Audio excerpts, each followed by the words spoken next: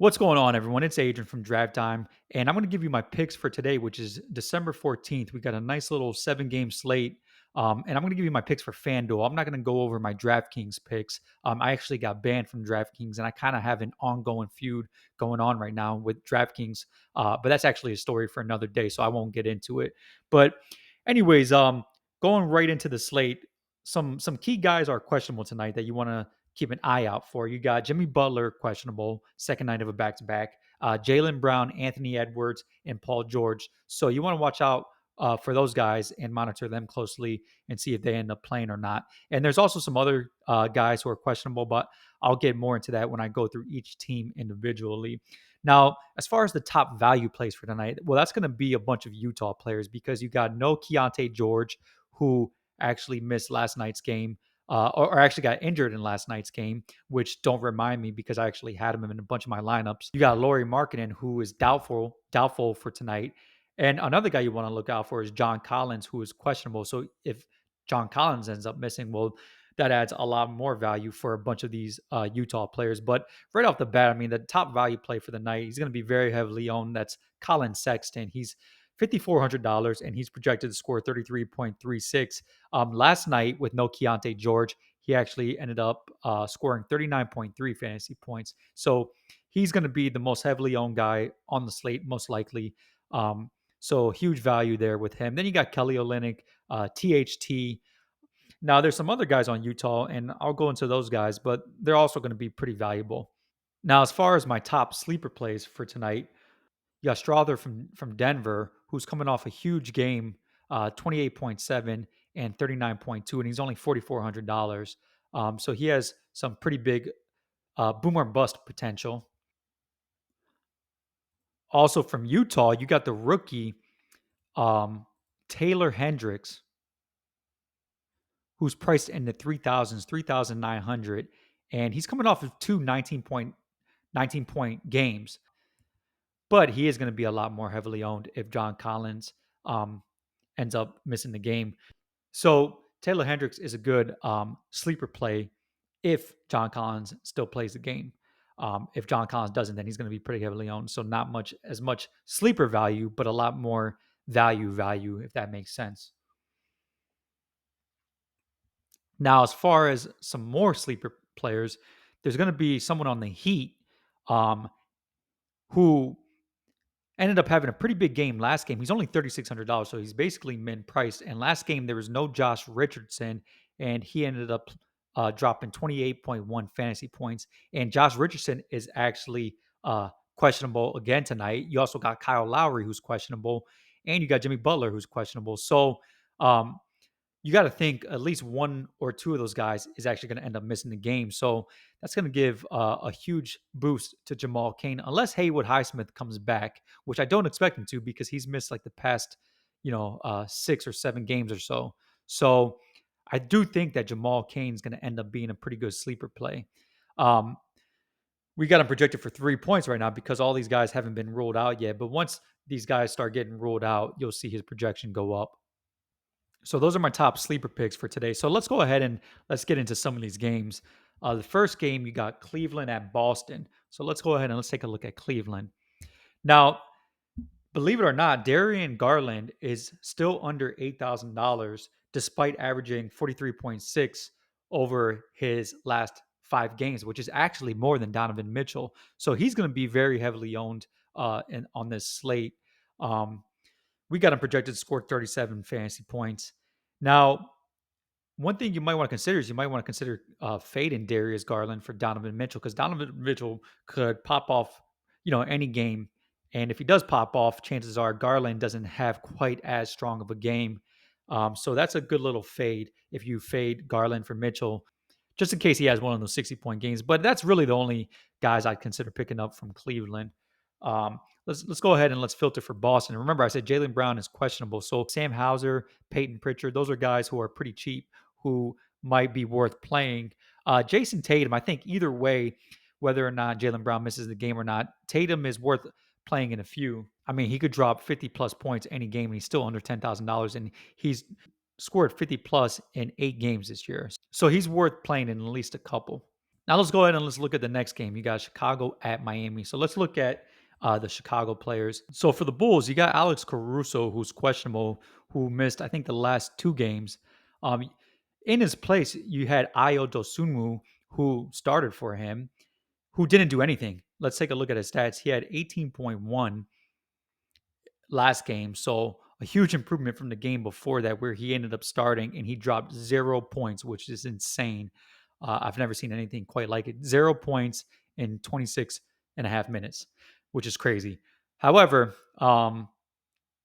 if Caruso ends up missing the game, look at his minutes. He played 37 minutes and then 26 and a half minutes. So he's going to play pretty big minutes and he's only $4,400. Um, so I do expect him to perform better than he has in these last two games. So he might be worth picking up. And actually, the fact that he's done so bad is going to turn a lot of people off of him. So he's going to be pretty low owned, even if Caruso ends up missing the game. But besides him, I really don't see anyone who might be worth picking up, with the exception of maybe DeRozan. With no Zach Levine, he's averaging 45 points over his last 5 games.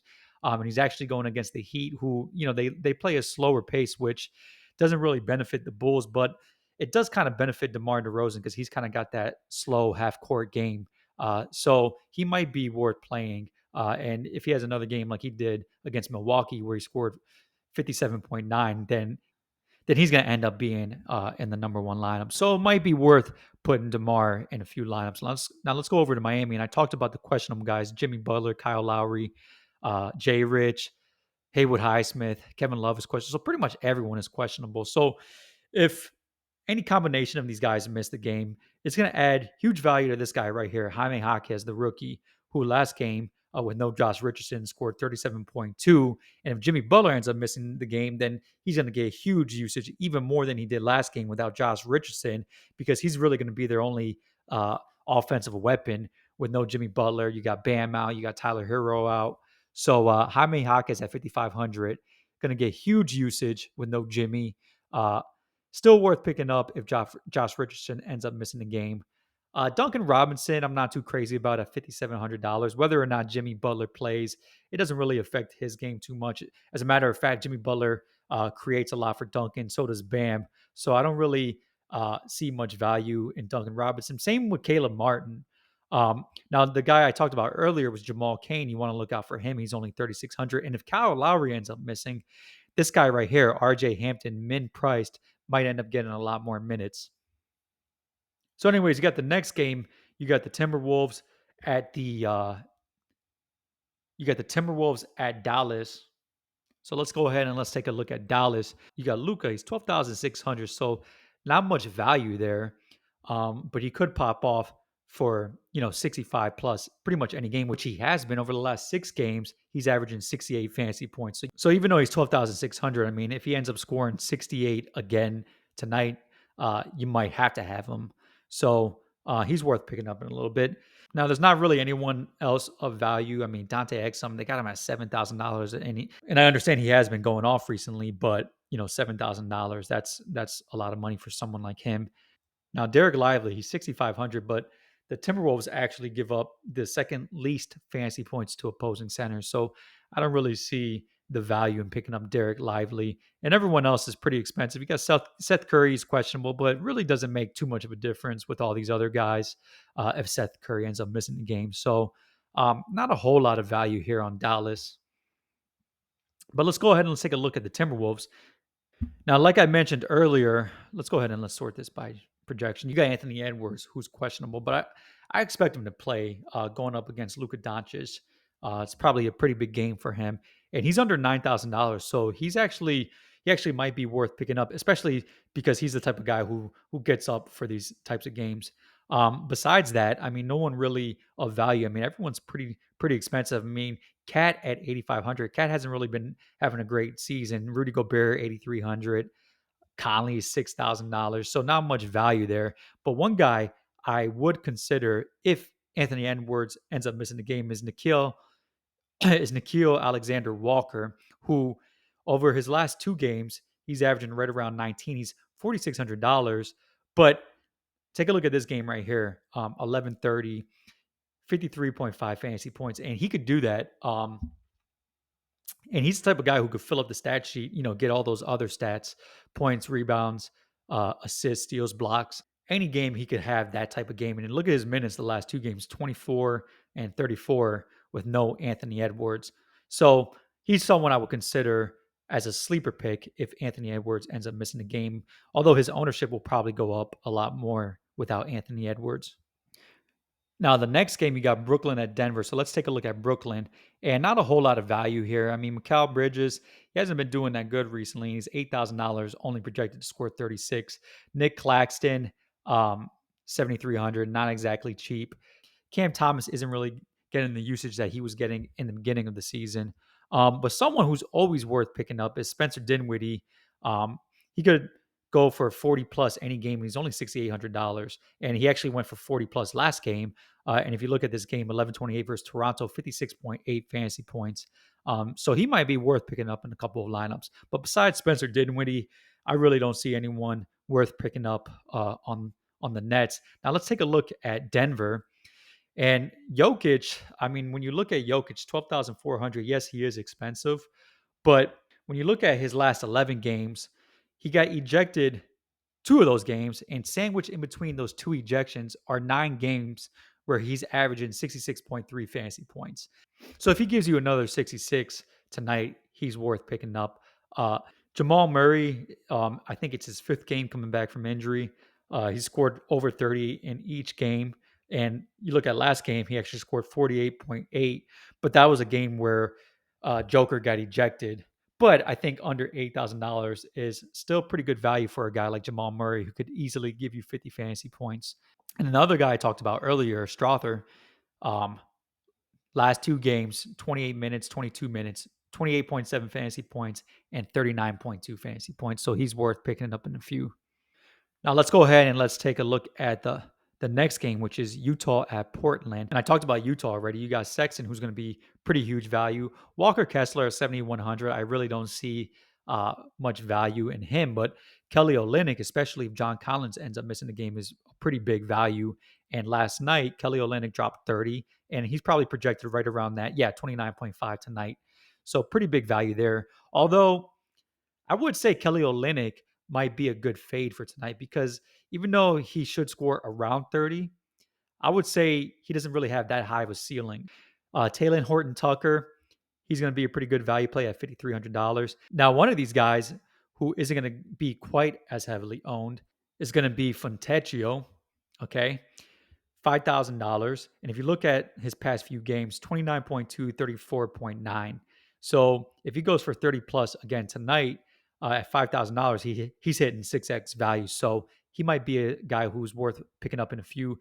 Maybe even you might want to even consider fading someone like a THT and then picking up Fontecchio. You got Anthony Simons, who's been doing pretty well since he's come back, 45, 45, 34. But take a look at his price. They raised his price to $8,300. So he's really not worth it. And really, there's not a whole lot of guys worth it. You got Malcolm Brogdon. He's questionable. Even if Malcolm Brogdon ends up missing the game, I still don't see that much value in Anthony Simons. I mean, he's not going to give you much more than 45 points. So that's kind of his ceiling. Um, Overall, not a whole lot of value on the Blazers. But let's go ahead and let's take a look at OKC, which is the next game. You got OKC at Sacramento. Now you got, of course, Shea Gilgeous-Alexander averaging 57 over his last 10 games. So he's always worth picking up in a few lineups. At 11,400, he's a lot cheaper than someone like a Luka and could give you just as many points. So he's worth picking up in a few. But really, there's not a whole lot of value beyond that. I mean, Josh Giddey, he's only 6,400, but he hasn't really been getting that much minutes lately for whatever reason. I mean, there's a whole thing going on there. I don't understand what giving him low minutes really does or accomplishes. But yeah, he's been getting low minutes lately and still been doing pretty well in those low minutes. But I really don't see much of a ceiling with someone like a Josh Giddey, considering how few minutes they're giving him. Now let's go ahead and take a look at Sacramento. You got De'Aaron Fox, $9,900. I really don't see much value in someone like De'Aaron Fox at $9,900. Now Malik Monk is going to be someone who probably ends up getting picked up in a few optimizers. just because he's in that $5,000, $5 to $6,000 price range, projected to score 2,500 plus. So he's always like one of those filler guys that ends up in a lot of lineups. And if he does end up in your lineup, you might want to consider he's always a filler guy that ends up in a lot of people's lineups. Sabonis, okay value for $9,600, 46.22 projected fantasy points. At that power forward spot, um, not a whole lot of options at power forward tonight, so he might be worth picking up in a few. But I really don't see that much value in any of these Sacramento players. But let's go ahead and let's take a look at the last game. You got the Warriors going against the Clippers. You got Steph Curry under $9,000, which seems like pretty decent value, but the Clippers are really good against opposing point guards. They allow the fifth least points to opposing point guards. And actually, Steph Curry actually benefits from Draymond Green playing. With Draymond Green, he's averaging 43 fantasy points. Without Draymond Green, he's averaging 38 fantasy points this season. So he doesn't really benefit from Draymond not being there. If anything, it hurts him a little bit. So I don't really see much value in Steph Curry. Chris Paul, you think, oh, he's going against the Clippers, a revenge game. Is there that revenge game factor? I don't think so. I mean, he's, 38 years old, 39 years old. I don't really think that kind of stuff matters to him at that point. You had Kyle Lowry the other day against Toronto. He didn't do anything. I think he had like 3 points, like points, maybe like 14 fantasy points. So I don't really see the revenge game factor playing in. Now, Dario Saric is probably going to end up getting the start, but he's already $5,500. And, he might be worth picking up in a few, but I don't see his ceiling. I mean, his best game this season was 37 points. Um, so I don't really see him having that high of a ceiling. Now let's go ahead and let's take a look at the Clippers. And like I mentioned earlier, you got Paul George, who's questionable. James Harden already has decent value at $8,100, especially if Paul George ends up missing the game. You might want to consider someone like Russell Westbrook. If Paul George ends up missing the game, you got Russell Westbrook under $6,000. And he's got a pretty high ceiling. But besides that, there's not really any value on the Clippers. There's a lot of mouths to feed on this team. Kawhi Leonard, $9,000 is a decent price, and he's been having pretty good games recently, 45, 56, 55. So maybe you would want to consider picking him up in a few lineups in case he gives you, that 55 plus. But I really don't see that much value for someone like him. So, anyways, that's kind of my analysis for the FanDuel slate for tonight. Make sure you sign up for draftdime.com and become a member. You can sign up for a free 7-day trial if you're not already a member, and have access to all these tools with this optimizer, our player projections, our ownership projections.